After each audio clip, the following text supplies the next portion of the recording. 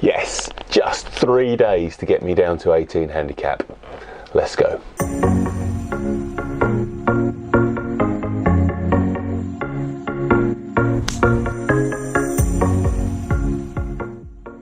Okay guys, and first of all, thank you for joining me on another episode of Project Left. I am down to 18 handicap. Oh, so relieved about that. First of all, let's talk about those 3 days. Actually 71 hours that it's taken me to get to 18 handicap. I've broken it down on the goals board here. We're going to go through the goals board right now, and then later on in the video I'm going to show you how I built this lovely box behind me. 15 playing lessons. I have played left-handed in all the playing lessons that I have had since I started Project Left. So far 15 of those, which equates to 15 hours because my playing lessons are generally 1 hour. You can see there 52 hours on the golf course. Okay, so that's broken down into 8 rounds there at Bury St Edmunds, which are the 8 scoring rounds that it's taken me. 3 to get my handicap, and then 5 to get that handicap from 24 down to 18. I've then got 2 rounds at Druids Glen when we went to Ireland on Adam's stag do, so that was 2 more rounds of practice. We've got 1 round there at Great Yarmouth when we got invited to play in the Pro-Am. Well, we got invited to play and then we realised it was a Pro-Am, but hey ho. 1 round at Bungay, which was a practice round for one of my students who was then playing the Suffolk Open. That was really early at the start of my Project Left journey, which it was a really interesting video. If you haven't seen that, go back and check that one out. That video is entitled What a Day. And then lastly, that round at Stowmarket where I had my first birdie. So I've roughly said that each of those rounds took 4 hours, so 52 hours in total. The stat that I'm not particularly happy about, but it's the honest truth, I have only done 4 hours of practice. Now that number is going to need to seriously improve throughout the winter because I cannot get any further in handicap on just sort of, I don't know, natural ability or just sheer luck. There's going to be some serious hard work that needs to go into that practice soon. 1 hour on the short game, 2 hours on the long game, and I've included my super speed work in the long game, and then 1 hour of putting so far. So that's how I've equated those 71 hours, which obviously is 3 days in total. That's how much work I've done. I'm going to keep monitoring those stats because I think that's quite an interesting one. I want to say a big thank you to Andrew Bentley at this stage, who actually had the idea for me tracking my hours of progress during this journey. It wasn't something that I had thought of, but Andrew, thank you very much for that. I'm glad I'm now at a base where I know where I am at 71 hours, and going forwards I can log those. I'm going to log those and then keep a track of it and keep you guys updated. Just a quick note on the technical stuff that I've been doing in my practice and when I've had the playing lessons and the way I've been monitoring stuff. Strike has been the biggest issue for me. I've certainly been monitoring that with the face spray, with the stickers on the club face, all of that stuff that you guys need to do and is essential for people like me as a beginner to really figure out what the patterns are. I figured out very early that I towed pretty much everything, and that's still my bad shot is the toe, but I'm generally, and as you can see from my scoring, I am getting better obviously at striking it because I'm hitting more greens, making more pars, and the scores are coming down. The super speed stuff has been excellent. There will be a dedicated video on that at the end of my 6-week first protocol level. Swing length is something that I really want to develop with my left-handed golf. That's been something that I've worked on the course and on in practice. Feeling those waist-high swings, those shoulder-high swings, and obviously those full swings, so those half, 3/4 and full swings, because it's something I really want to develop throughout my bag. Right-handed, I used to feel very comfortable with those different swing lengths with my wedges, but as soon as I went up to 9-iron, 8-iron, 7-iron, up towards the top end of the bag, I didn't feel comfortable dropping down from a full swing, and that's something that I really want to develop left-handed, so I'm going to keep pushing on with that through the winter. And then last of all, those putting drills, which obviously those 3 putting drills that I really enjoy working on, which is the speed test, so 3 sets of 2 T-pegs trying to get the ball to stop in between the 2, the gate drill to get the ball on the starting line, and the T-pegs either side of the putter face to learn to get that putter to go through for centre-ness of strike. Those are the 3 key putting drills that I use and that I'll continue to use, certainly more indoors throughout the winter. On the golf course there are 3 scoring games that I kind of play with myself just to keep the motivation and keep me going throughout the round. The 6-6-6 system I really enjoyed. I did a dedicated video to that. You can check that out on our channel. I'll probably leave a card up here so you can click straight through to that either now or at the end of the video. 6 greens in regulation, 6 up and downs, and 6 holes holes where you don't really care about it. Those are going to be the keys to getting you down in handicap. If you can do those things, you're probably going to get well into the 80s or possibly the high 70s, depending on how well you play. It certainly helped me when I did my 87 and my 89 to break that round up into those different areas rather than just focusing on scoring. One of the scoring challenges that I do set myself is the 3-hole chunks. Now, this is something that I've learned from Carl Morris.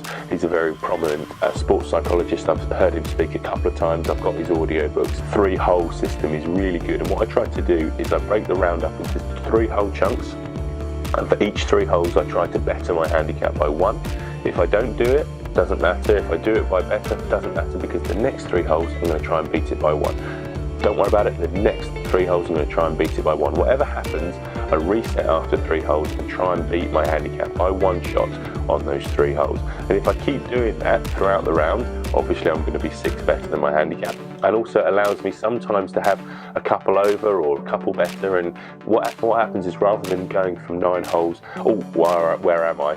To break it down into 3 holes doesn't put so much pressure on yourself, and you're not always trying to play catch up. You're just resetting, go for those 3 holes.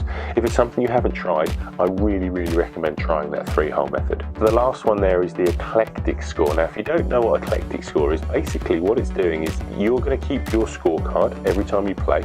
Then you're going to enter it onto a spreadsheet or on a separate scorecard of your best version of each hole.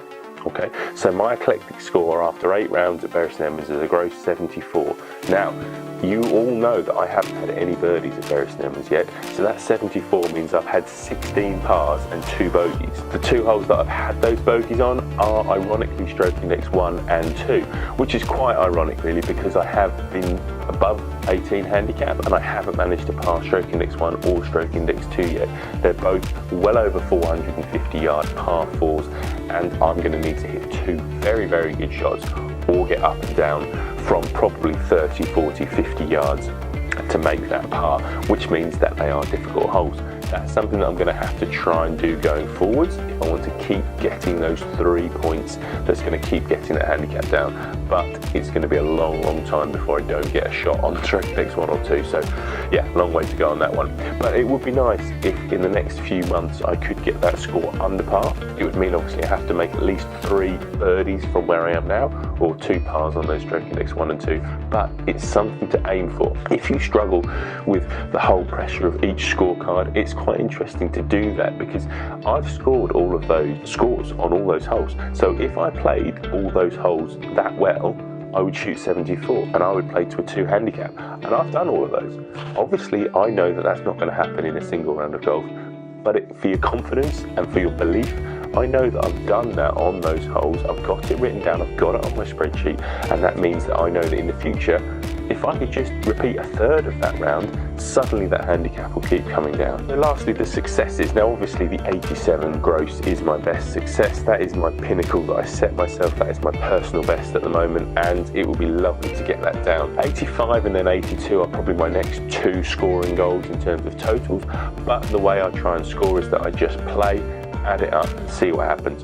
I normally add it up on the 16th or the 17th, so I know what I've got to do on the 18th, because I'm a bit odd like that and I like the pressure. You can see there that I had my first birdie as well in this first 3 and a bit months, and that was obviously at Stowmarket on that par 3 when I was so close to that hole in one. It would have just been amazing to have had a hole in one. I think it will happen. I think it will take a while. Obviously there are plenty of people out there that have never had hole in ones. I'm very lucky that I've had 4 right-handed, and I really can't wait to get that first one left-handed. And also there, another proud moment was those 6 greens in regulation in the 87. Now that does mean that I didn't hole any of the birdie putts, because obviously I haven't made a very birdie yet, and I did 3 putt 2 of the times when I hit the green in regulation, which is quite annoying, but that stat on its own does stand alone, and it'll be interesting and a good competition for myself to beat that mark at some point. So there you have it. That is the goals board update at the moment. I'm pretty happy with where I've been so far. Let's talk about this area here. So this studio is something that I am developing. The goals board is going to disappear until the next time that it comes out and we use it and we review it, because I think it does look quite untidy in the background here, certainly because my handwriting is terrible. But I'm pretty proud of the head cover, so thank you to Savo for making our head covers. Adam's got a beautiful blue and white one as well. If you haven't seen that, I'm sure you'll see that in a video very soon. But let's talk about this little box here.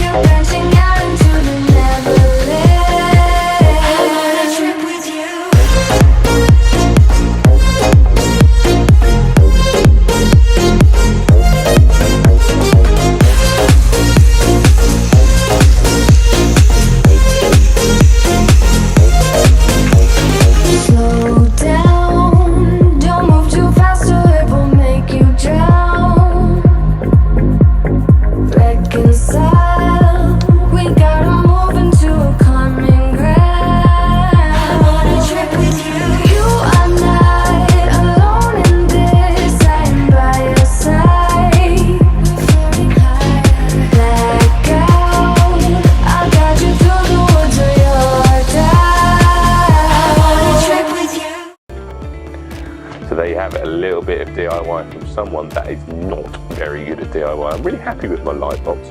It's going to be something that's going to have different things in it, just like the different books. It's going to be something I want my background to keep changing so you guys have something interesting to look at rather than my old face for the whole video.